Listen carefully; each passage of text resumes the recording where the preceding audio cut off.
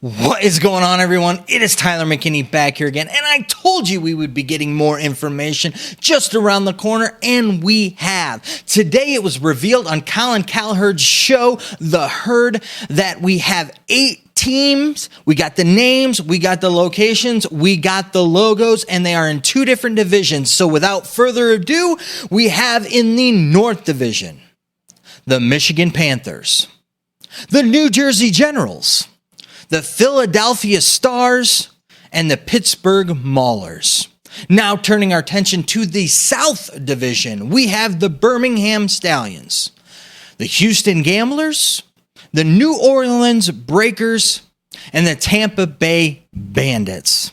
Now, to give you my quick thoughts on all of this information that was released today, that the way it was done, everything, I can sum it up in one word for you, and that is smart.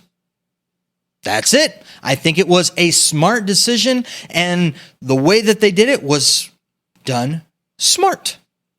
So for all of you out there who are wondering and wanting me to have a more cut and dry video, get to the point, give me the content, what it is out there, let me know what you think. There you have it.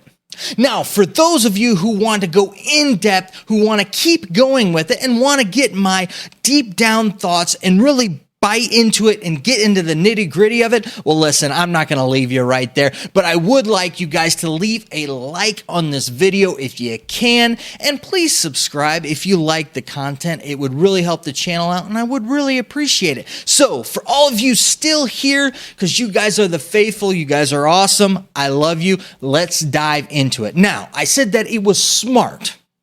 What do I mean by smart? Well, a whole bunch of different things. First off, I thought it was smart for them to go ahead and put out that they were making a big announcement for the USFL today. I thought it was smart to put it on their flagship show, The Herd, and do it in the middle of the broadcast, and they kind of hinted at it, and as the show progressed. I thought that was smart.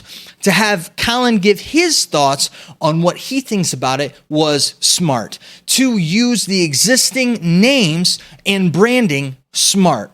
Logos, smart.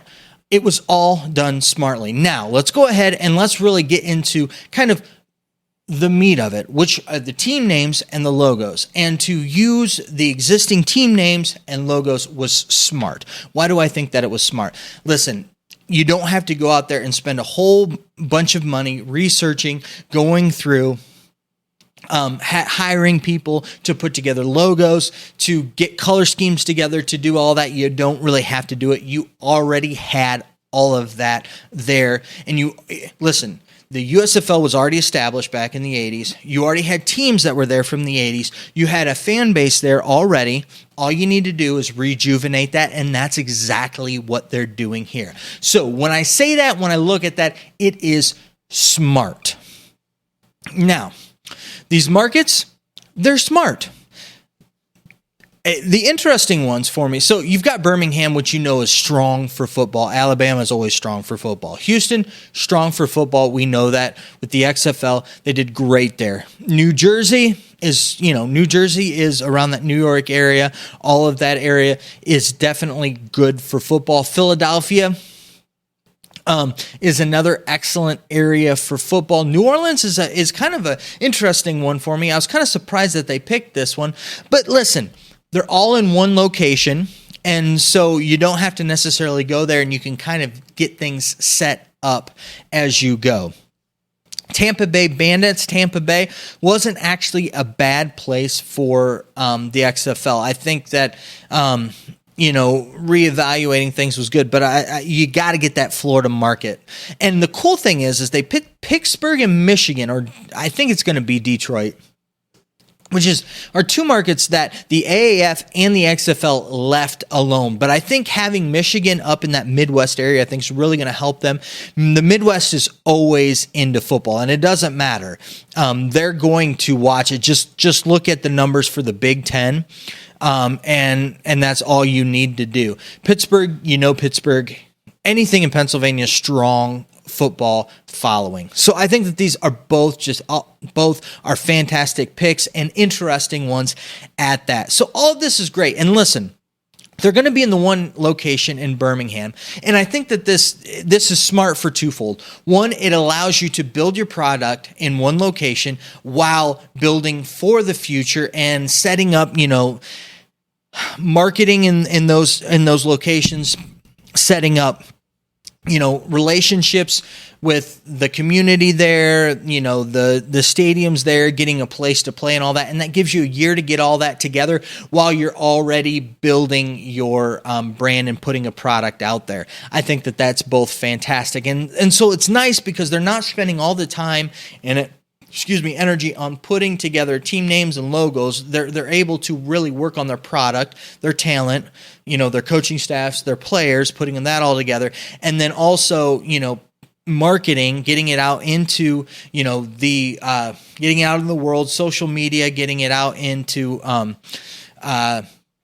different outlets and really working to not only develop a community, but also get it out into all of these, different markets in that with it. And listen, you've got a really nice home base there in Birmingham to do all that you've already got set up, and they've done a really nice job setting everything up there in Birmingham. So I'm excited for that. Now let's turn our attention real quick here to Colin Cowherd's show and the segment that he did, because there are some key things that I really want to bring up that he mentioned in the show. Listen, there's an appetite for football, spring football, that is. He talks about how, and he's said this for years, that there's a law between when the Super Bowl ends for about 10 to 12 weeks where things just kind of die down a little bit, and it's harder for them to talk about things because the fan base and stuff fall off. And listen, the XFL is a prime example that,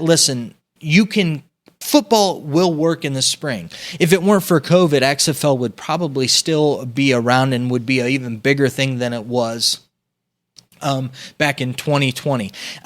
When you look at the TV numbers, they were pulling in ratings and numbers. They were beating out week in, week out the NHL, the NBA, and they were also beating out all but pretty much the marquee MLB games. So there's definitely the market there. So spring ball is definitely smart. That was one of the big things with it. Now let's get into the things that were really interesting to me. He said multiple times, building up young talent. And I think that that's really where we need to see that. They need to build a relationship with those young, talented players, trust, and building that up. So it's a smart thing for them to focus on that if they can go through and do that. And, Colin talks about it. He made reference to what used to be the D League, now is the G League, and how, players are really coming out of there and going into the NBA. Talked about a little bit about the XFL.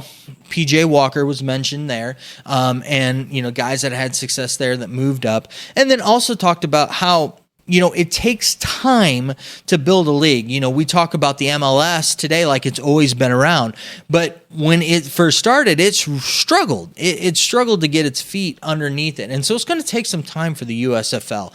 And, when he talked about it that this just makes sense to do. And, the reality of it is that the people that front the money to put it out there and put out the product are the ones taking the risk. But this risk is one that will pay good dividends and has shown it has in just the small 5-week XFL season that we got. So looking at the segment that they got from Colin Cowherd, and it was all positive. He really didn't have anything negative to say about it. Now, whether or not he was allowed to or not, I don't know. Fox is pretty good about letting him say pretty much what he wants to. And so, he would put his concerns and things out there. But for the most part, like I said, everything, the way that they did it was just the smart way to do it. And I don't mean the safe way. I mean the smart way to do it. This is definitely, Fox going out on a limb with things here, but I really think that this really sets them at a really nice place to really build their product and develop their product, and also, put it out there and build for the future. So we're going to get our product this year, but we've got a place where we're starting, but we got a place where we're building to, and you can see towards the future, which they've kind of given us with, they're going to be in one location this year and then expanding to all these other locations later, which I think, is a really kind of neat way to look at it, because you as the fan get to see the path to the future with it.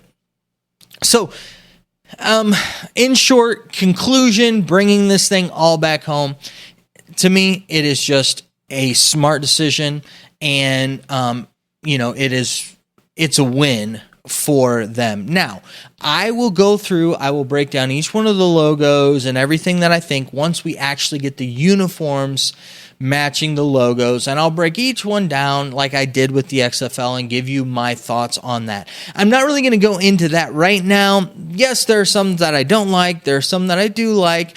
I can go through and do that, but we're going to save that for another video. I really want to just wait until we get the uniforms to really kind of see how everything shapes out and how it is. But for right now, USFL, team names, logos, the way that they were presented, it was just done well and smart.